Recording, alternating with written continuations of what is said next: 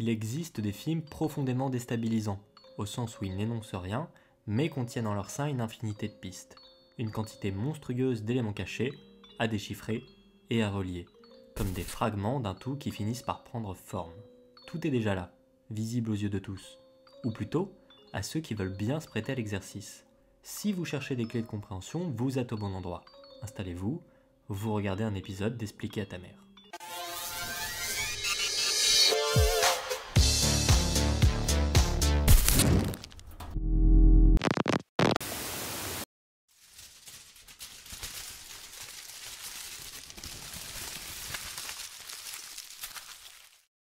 Nous pouvons entretenir des relations particulières avec certaines œuvres, pour lesquelles on aura beau forcer notre raison et notre intellect, malgré cela, notre esprit d'analyse se fera la malle sans qu'on ne puisse lutter, parce qu'elles nous parlent directement de choses plus ou moins enfuies que l'on préférerait taire ou oublier, même si toutefois elles n'en ont pas toujours la prétention.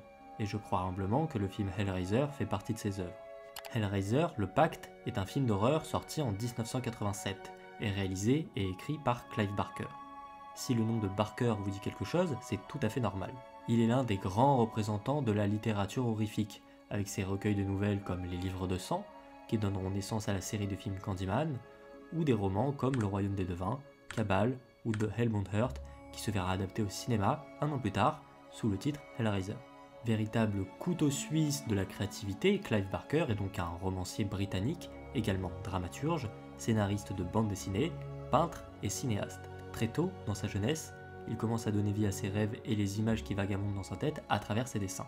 Il passe 3 années à la Liverpool University pour y étudier la littérature anglaise ainsi que la philosophie. C'est à peu près à ce moment-là qu'il commence à écrire ses premières pièces de théâtre. En 1970, il écrit et tourne son premier court-métrage, Salomé, suivi en 1971 de The Forbidden. 14 ans plus tard, son premier roman, Le jeu de la damnation, est publié. Suivant les conseils du producteur britannique Christopher Figg, et déçu de son expérience par Hollywood, qui a détruit ses œuvres littéraires et son travail, Clive Barker se met alors à la réalisation, passe derrière la caméra et sort Hellraiser en 1987.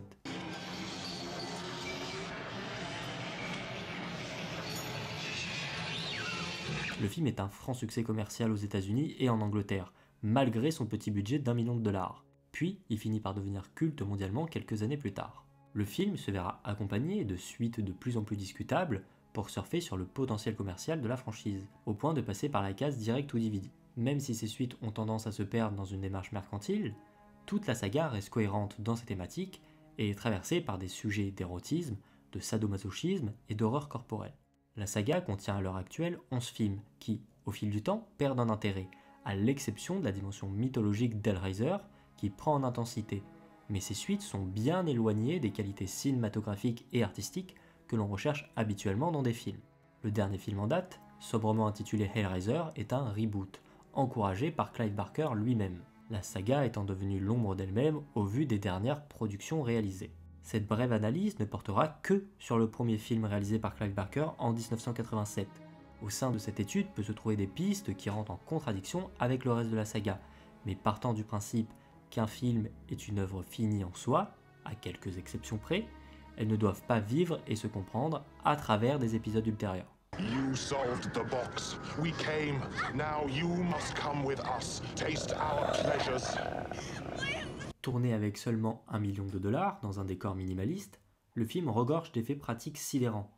La séquence de Frank qui reprend vie sous son apparence décorchée, en se dégageant du plancher à l'étage, met en lumière toute la saveur plastique de ce film.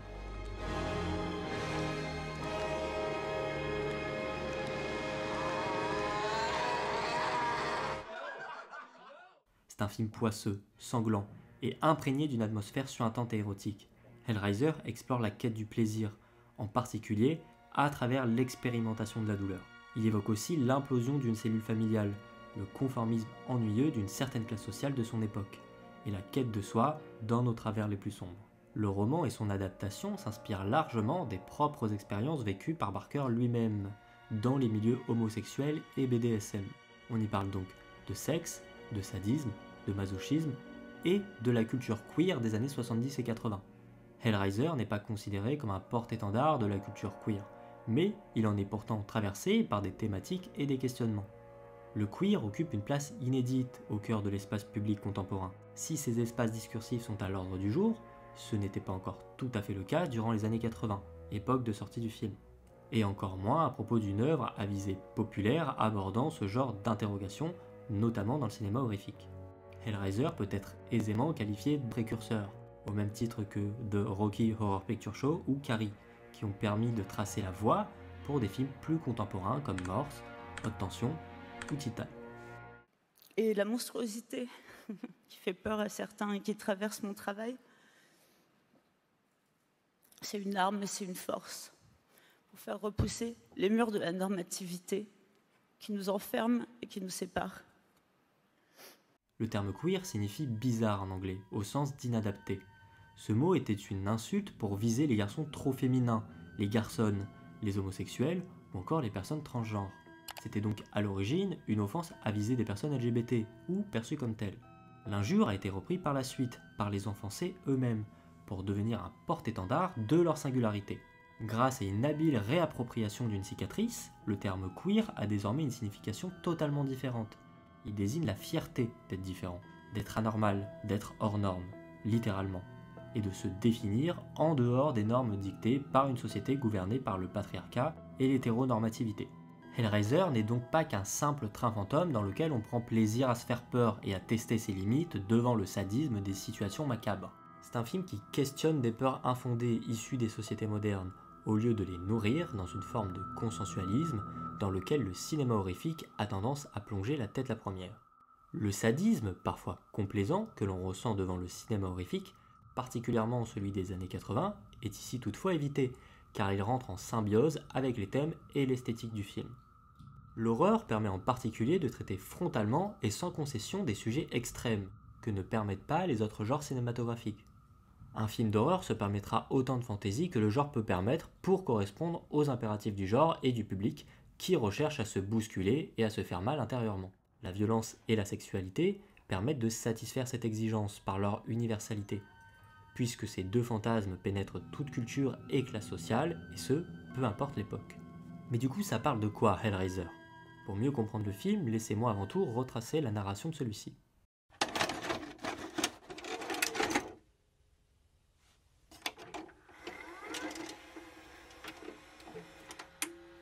Frank Cotton fait l'acquisition d'un étrange puzzle en forme de cube auprès d'un mystérieux étranger lors d'un voyage au Maroc. Ce cube, aussi connu sous le terme de configuration d'élémentation dans l'univers étendu de la saga, ouvre les portes de l'enfer une fois son mystère résolu. De retour de son voyage dans la maison familiale, Frank réussit à résoudre le casse-tête et découvre un monde où la jouissance et la douleur ne font plus qu'un. Il est désormais prisonnier de l'enfer des Cénobites, des démons aux allures de clergé catholique qui prennent plaisir dans la souffrance éternelle.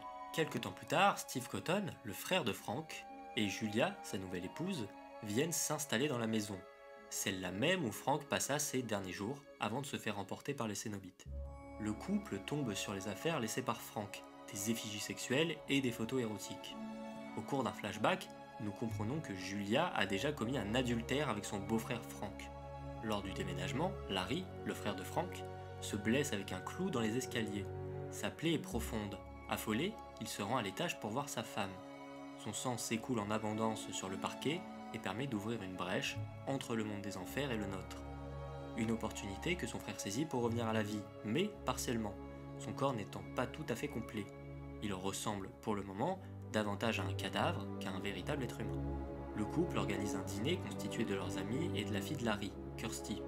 Julia s'absente et se rend à l'étage dans la chambre de Frank, comme attirée par les souvenirs de ses ébats avec son ancien amant.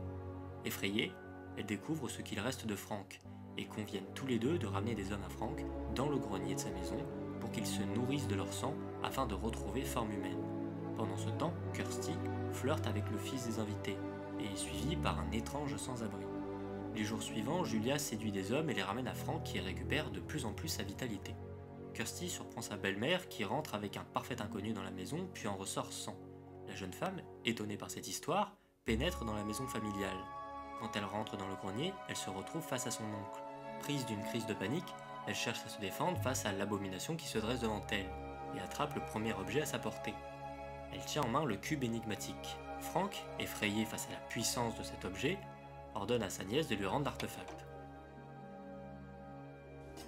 No! Give me that. No! Give it to me. You want it? One last time. Give me that box. You want it? Give me the box! You want it? Fucking have it!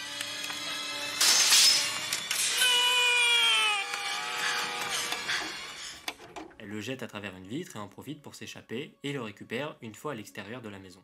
En état de choc suite à la situation surréelle qu'elle vient de vivre, Kirsty perd connaissance dans la rue. Lorsqu'elle reprend ses esprits, elle est à l'hôpital. Le médecin lui indique que la police arrive pour l'interroger et lui laisse le cube auquel elle se cramponnait lorsqu'ils l'ont retrouvée inconsciente. Elle joue avec le cube et résout le puzzle sans difficulté. Une brèche vers l'enfer s'ouvre devant elle et s'y aventure. Elle tombe sur une créature démoniaque qui la poursuit avant de rebrousser chemin, et de retour dans sa chambre d'hôpital, elle se retrouve face aux Cénobites qui ont emmené Frank. Effrayée de suivre ces démons, elle conclut un marché avec eux qui consiste à livrer Frank, qui s'est échappé de l'enfer en échange de sa vie. Pendant ce temps, Frank convainc Julia que sa prochaine victime serait Larry. Il prend sa peau, et donc son apparence, et lorsque Kirsty arrive pour prévenir son père du danger qui le menace, il est déjà trop tard. Lorsqu'elle le comprend, elle fuit dans le grenier et appelle les Cénobites grâce au cube. Les démons emportent Frank, qui est écartelé par des crochets dans le grenier, et Julia est aussi capturée par des crochets dans un matelas. Les Cénobites décident de revenir sur leur promesse et s'apprêtent à emporter aussi Kirsty. Mais elle arrive à utiliser le cube pour renvoyer les démons dans leur monde. Kirsty se débarrasse de la boîte en la jetant dans le feu, accompagnée de son petit ami, mais elle est récupérée par un sans-abri qui se trouve être le gardien du cube et qui se transforme en monstre volant pour ensuite prendre la fuite. Ça n'aura échappé à personne, Hellraiser est une gigantesque métaphore du désir sexuel. Pour comprendre les mécanismes du film, il faut commencer par se pencher sur les 4 personnages principaux qui décrivent chacun un profil bien particulier de la tentation. Julia est l'archétype de la femme lassée de son mari, qui recherche le frisson de l'adultère et des nouvelles expériences. Elle n'hésite pas à tromper son mari avec son propre frère. Cependant, elle reste une femme avec des sentiments. Lorsque Frank en veut plus, elle refuse en premier lieu, mais la promesse de nouvelles expériences sulfureuses lui font changer d'avis. Le désir sexuel pour une tierce personne ne signifie pas que l'on n'aime plus son partenaire. La séquence où Julia et Larry font l'amour, après avoir entendu les coups de Frank dans le grenier, en est la parfaite illustration. Elle est effrayée que Frank tue son mari et tente de le retenir en l'embrassant au rez-de-chaussée. C'est un sentiment complexe et ambigu. Elle finira dévorée par les manipulations de Frank, puis lui livrera son mari et il enfilera sa peau. D'une certaine manière, elle a tout ce dont elle rêvait. Le corps de Larry, l'homme qu'elle aime, avec les audaces et les promesses sexuelles de Frank. Punie par des forces supérieures et son désir de tout posséder, elle finit par mourir. L'amour prime sur le sexe avec un étranger. La morale du film se situe précisément ici. Si vous osez franchir le pas et trahir vos principes au nom de la jouissance, vous perdez tout ce que vous tentez de construire et ce qu'il y a de plus précieux, l'amour. Frank blessera mortellement Julia sans aucun remords, elle qui a tout sacrifié pour lui. Les Cénobites lui font découvrir les plaisirs qu'elle recherchait, et l'adultère perd tout son charme de l'interdit. Pour aller à l'essentiel, Julia, l'amante de Frank, concède à trahir son époux pour revivre une passion enfouie. Julia est un personnage détestable, non pas parce qu'elle adopte un comportement immoral et égoïste, mais plutôt parce qu'elle est le reflet du désir enfoui dans chacun dont on préfère ignorer l'existence. Julia est l'aveuglement du désir qui nous fait courir à notre perte. Kirsty représente une vie sexuelle bien plus saine que Julia. Elle est son pendant contraire. Elle est au début de sa vie sexuelle et perçoit l'acte sexuel comme le prolongement d'une émotion amoureuse, tout en étant intéressée par la dimension ludique et amusante du sexe et de la séduction. La seule scène d'amour pur dans le film est montrée avec une certaine pudeur. La caméra se détache du couple lors de leur premier baiser. L'acte purement sexuel, lui, est montré frontalement, sans gêne, et comme un acte violent. Le sexe est perçu comme un acte qui agit directement sur les corps des individus. Le sexe sans sentiment abîme leur chair et leur esprit.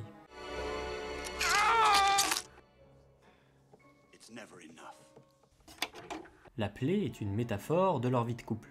Pendant que Julia trompe son mari et détruit tout ce qu'elle aime, sa relation sexuelle avec Frank et son amour pour Larry, Kirsty reste fidèle à ses sentiments et à l'amour. La douleur pénètre leur âme et leur chair de manière différente, mais elle reste maîtresse des deux femmes. Julia est dévorée par la douleur, tandis que Kirsty s'y confronte. Kirsty est terrassée, assiste à la destruction de sa famille, mais en ressort plus apte à se connaître elle-même. Élément intéressant à observer, Kirsty est régulièrement entourée de signes bibliques. Par exemple, le serpent et les criquets dans l'animalerie, les chandeliers dans son cauchemar, ou encore la présence de vin au restaurant avec son père. On pourrait penser que la présence de ces signes sont dus au hasard, mais l'addition de ces éléments ne laisse que peu de doute quant à la dimension allégorique et subversive du film, mais nous y reviendrons plus tard. Maintenant, penchons-nous sur le cas de Frank et Larry, qui sont aussi mis en opposition.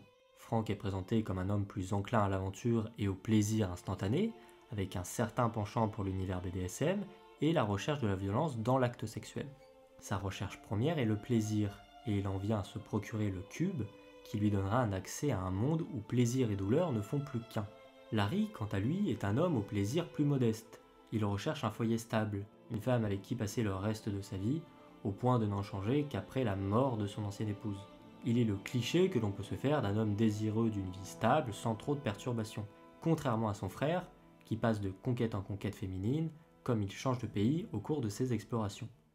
I've never known him to kick cash out of bed. Besides, he's probably behind bars someplace. Frank est l'homme qui va tenter la femme de son frère. Il est la tentation vers le péché auprès de Julia. Il est intéressant de noter que tous les personnages, à l'exception de Larry, ont une tentation. Frank et Kirsty ont le cube, et Julia est tentée par Frank. Frank emmènera Julia dans son univers BDSM et libertin. C'est en tout cas suggéré par certaines situations et certains motifs, comme le couteau et la construction du scénario.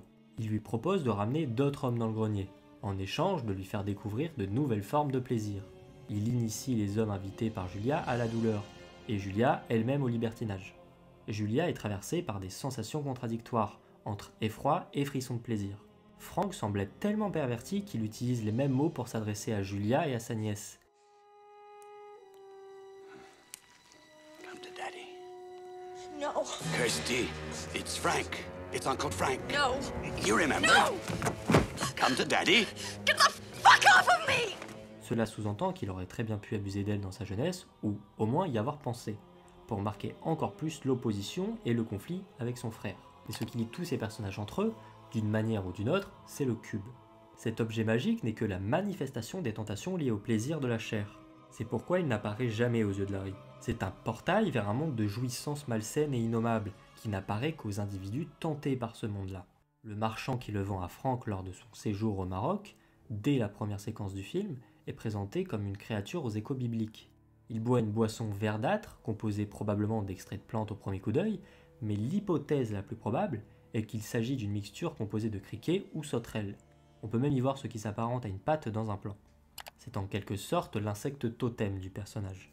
On peut voir sur le mur une marque qui s'apparente à un criquet, et le sans-abri, qui n'est qu'une autre forme que prend le marchand qui suit Kirsty à plusieurs reprises, se nourrit également de criquets dans l'animalerie. Les orthoptères, qui est une famille d'insectes regroupant les criquets, sauterelles et grillons pour faire court, ont une forte signification dans la Bible. Par exemple, lors de l'Apocalypse, il est écrit que 7 trompettes sonneront. 7 sonneries qui vont affecter l'humanité et sonnera sa fin. Et celle qui nous intéresse ici est la 5e. À la 5e sonnerie de trompette, l'ange qui tient la clé du puits de l'abîme, qui est un lieu de confinement pour les démons, l'ouvre et il en monte une fumée comme celle d'une grande fournaise. Cette fumée est si dense qu'elle obscurcit le soleil et l'air et une pluie de démons surnaturels, ressemblant à des sauterelles, s'abattent sur la terre. Le criquet et la sauterelle sont assimilés dans la Bible à un seul et même insecte. Dans le livre religieux, 4 aspects des relations du criquet avec les hommes sont évoqués. C'est un dévoreur, un dévastateur, son éclosion est inattendue et il est parfois consommé. Ils sont aussi mentionnés dans l'une des 10 plaies d'Égypte infligées par Dieu au pharaon pour le forcer à libérer les Juifs maintenus en esclavage.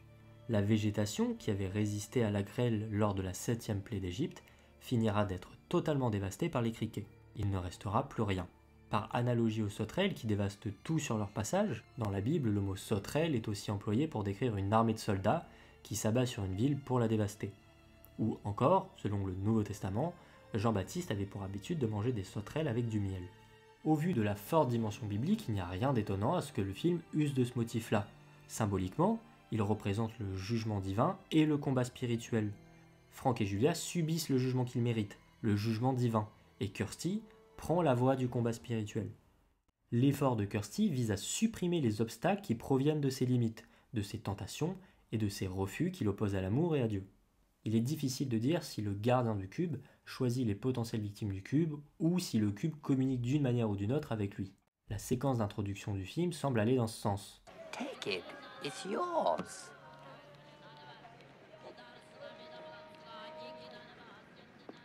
It always was. Le gardien du cube, cet être démoniaque, peut changer de forme à sa guise.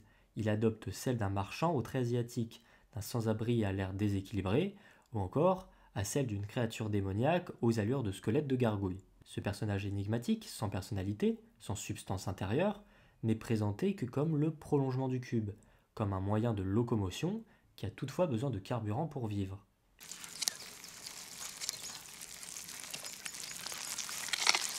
Oh my God.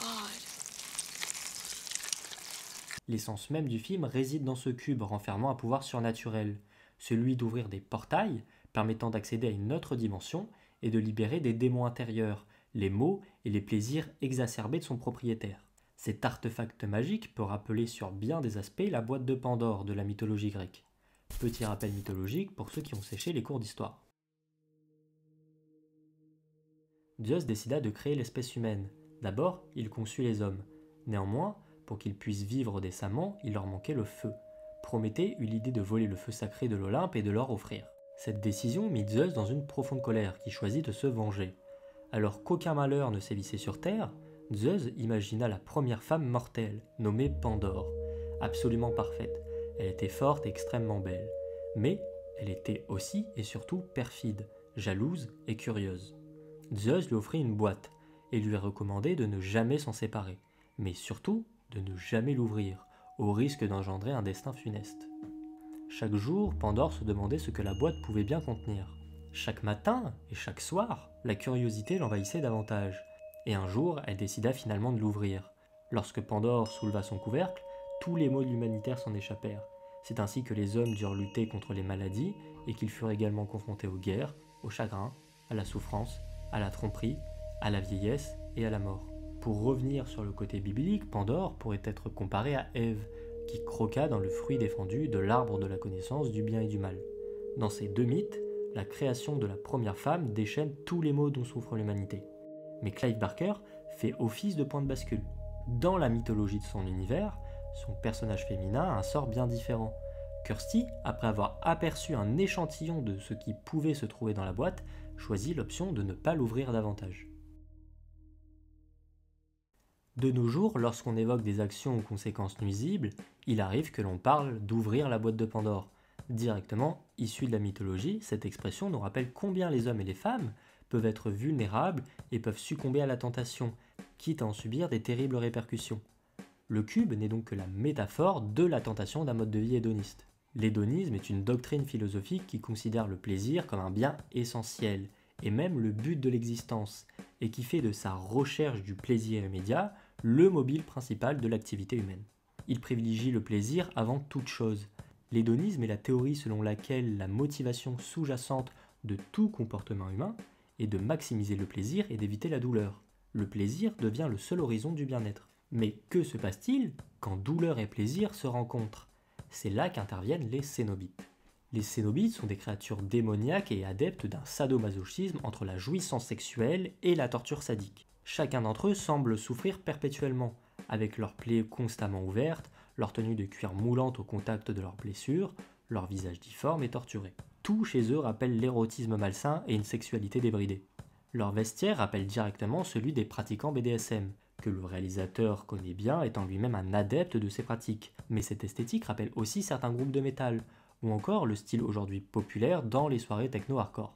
Donc des activités ou des styles artistiques plutôt extrêmes, toujours reliés au monde du BDSM dans leur esthétique. Pour les plus innocents des spectateurs, BDSM est un acronyme faisant référence aux pratiques de bondage et de discipline, de domination et de soumission, de sadisme et de masochisme dans un cadre de relations sexuelles. Le cuir, le latex, les sangles, les chaînes, les pics, la privation de sens sont autant de matières, d'accessoires et de pratiques de l'univers BDSM. Le dénominateur commun de toutes ces choses est la douleur. C'est une forme de sexualité très codifiée tournant autour de la domination, de la soumission et de la douleur. Mais ça va aussi beaucoup plus loin que ça. C'est aussi une pratique qui comporte un aspect ludique et théâtral, et un aspect esthétique, de style vestimentaire notamment. Il existe une contre-culture basée autour de ce style de pratique sexuelle, mais c'est un mode de vie, une philosophie, et les cénobites en sont l'incarnation la plus extrême. Cependant, le BDSM couvre un très large spectre de pratiques et le film évite l'écueil de caricaturer ce milieu en mettant en scène une grande partie de ce spectre. Julia est par exemple à mettre du côté du soft BDSM. Elle apprécie les jeux de domination et la vue de certains accessoires, ce qu'on appelle plus communément le fétichisme. Frank est bien plus entreprenant et curieux de nouvelles pratiques à découvrir, et les cénobites sont à l'extrémité de ce spectre. Le seul plaisir existant passe par la souffrance et la douleur. Oh, no tears, please. It's a waste of good suffering. L'inspiration des cénobites n'est pas exclusivement à rattacher au milieu BDSM, mais aussi du côté de la religion chrétienne. Le terme cénobite fait référence aux moines vivant en communauté sous les règles du cénobitisme, par opposition aux ermites et anachorètes qui vivaient seuls dans une vie consacrée à la prière et à la contemplation. Les cénobites, eux, favorisaient la vie en groupe, au même titre que les démons de Hellraiser. Dans le film, leur accoutrement rappelle explicitement celui du clergé catholique. Reprendre les vêtements liturgiques chrétiens et en changer les tissus traditionnels pour opter à la place pour du cuir est une idée formidable. Le cuir est une matière particulièrement connotée au cinéma, médium qui a grandement participé au développement de ce fétiche. Il évoque la rébellion, le meurtre, le sexe, les milieux gays et festifs ouverts aux sexualités débridées. Le cuir est aussi un symbole du rock et de ses dérivés, du sexy, du ringard, du mauvais garçon, du désir, et il est chargé en signification et en évocation dans la pensée collective. Par un simple changement de matière, la soutane passe d'un vêtement religieux classique à un objet inquiétant et subversif. Le choix de prendre le christianisme comme point d'appui pour établir une critique contre les systèmes religieux et leurs dérives est pertinent. Mais pourquoi le choix en apparence arbitraire de s'attaquer à la chrétienté en priorité? Il s'agit d'un phénomène d'attraction-répulsion. Barker est de toute évidence fasciné par l'esthétique et la liturgie chrétienne, et surtout par la figure du Christ. Mais à contrario, le regard qu'il porte sur l'Église en tant qu'institution est acerbe et révolté. Il ne s'attaque pas aux croyants et aux religieux, mais aux institutions. Pour revenir sur l'esthétique religieuse chrétienne, lorsqu'on rentre dans un temple protestant, on pourra souvent noter la présence d'une ou plusieurs croix, mais nues. Les églises catholiques, quant à elles, ont presque toujours un crucifix avec Jésus dans la posture de la crucifixion. Les églises orthodoxes aussi, mais généralement à plat et non tout en volume. Les églises catholiques sont réputées pour avoir des représentations détaillées des blessures et souffrances du Christ crucifié. Cela nous donne une idée de la perspective catholique unique sur la souffrance. Le signe de cette religion est donc à proprement parler un outil de torture. En lisant la vie de nombreux saints catholiques, on se rend compte que non seulement ils acceptaient la souffrance, ou se résignaient à souffrir, mais également la désirer et la rechercher activement. On peut évidemment voir une dimension masochiste dans un tel vœu de souffrance, mais le masochisme est l'amour de la souffrance pour elle-même, alors que la souffrance recherchée par les saints est motivée par l'amour, par le désir de s'unir à Dieu dans sa souffrance rédemptrice. La religion catholique est une religion très attachée à l'esthétique de la souffrance, et particulièrement de celle qui gravite autour du Christ, et Clive Barker l'a bien compris, et il n'est évidemment pas le seul. Bon nombre d'œuvres traitent de ce sujet dans leur thématique ou leur esthétique aujourd'hui. Par exemple, la série de jeux vidéo Blasphemous, développée par le studio espagnol The Game Kitchen, aborde en profondeur l'univers esthétique orthodoxe et catholique et les thématiques qui en découlent. Au cinéma, les exemples ne manquent pas, surtout lorsqu'on se penche sur le cinéma horrifique, mais pas que. De l'Exorciste à la Passion du Christ, en passant par Saint-Maud, les manières d'aborder la souffrance chrétienne sur grand écran sont nombreuses. Aborder le christianisme sans mentionner la recherche de la souffrance et la souffrance à travers le Christ paraît désuet, pour ne pas dire hors sujet. Cette fascination envers cette figure torturée suinte par tous les pores du film, mais la vision de cette religion et de son organisation inspire un souffle protestataire. Au risque de me répéter, Barker est fasciné par la religion, ses codes, sa liturgie et son esthétique, mais il est doublement répugné par ses acteurs et les personnes qui la font vivre activement et médiatiquement. Il est scandalisé face à ce que les hommes d'église ont fait de Dieu. Il n'en reste pas moins que cette religion est basée sur la souffrance et le péché, au même titre que l'ordre des Cénobites. Hellraiser est certes un premier film avec ce que ça engage comme défaut évident, mais est aussi empreint d'un souffle des libertés qui transcende sa faiblesse de premier film. Le film de Clive Barker est bien plus qu'un simple film d'horreur bon à nourrir la machine cinéma. Il se révèle être une œuvre riche en symbolisme et en thématiques complexes. Je dirais même que c'est un film symbolique au carré. Tout est lié ou presque à la symbolique religieuse et au retournement des valeurs. À travers son esthétique gothique et moderne gore, Clive Barker explore les notions de plaisir et de souffrance, de tentation et de châtiment, en tissant des liens entre la mythologie grecque, la mythologie chrétienne, la religion comme sujet de terrain spirituel et la culture BDSM. Le cube, à l'image de la boîte de Pandore, devient une allégorie de la tentation et des conséquences de la quête d'expériences interdites. Les Cénobites, figures démoniaques inspirées à la fois du christianisme et de l'univers du fétichisme, incarnent cette dualité entre extase et supplice, poussant à l'extrême l'idée d'une spiritualité pervertie. En définitive, Hellraiser est un grand dédale thématique et symbolique subversif, qui interroge la relation entre désir, douleur et transcendance. Par son regard critique sur les institutions religieuses et son univers assez unique en son genre, Barker signe un premier long métrage à la fois malsain et fascinant, un film qui tranche avec les autres propositions esthétiques et formelles du cinéma d'horreur de la fin des années 80. C'est une œuvre qui continue de marquer le cinéma horrifique et la pop culture encore aujourd'hui. Son influence dépasse largement le cadre du cinéma d'horreur, que ce soit dans la mode, la musique ou même les jeux vidéo. L'empreinte des Cénobites et de leur univers pervers est toujours perceptible aujourd'hui. En mêlant horreur, érotisme et spiritualité pervertie, Clive Barker a donné naissance à un mythe moderne qui continue de fasciner et d'inspirer de nouvelles générations de spectateurs et de créateurs. Et ce n'est pas un hasard. J'espère au moins avoir éveillé votre curiosité vis-à-vis de ce film, pour ceux qui n'ont pas encore eu la chance de le voir, et l'envie de le revoir pour les autres.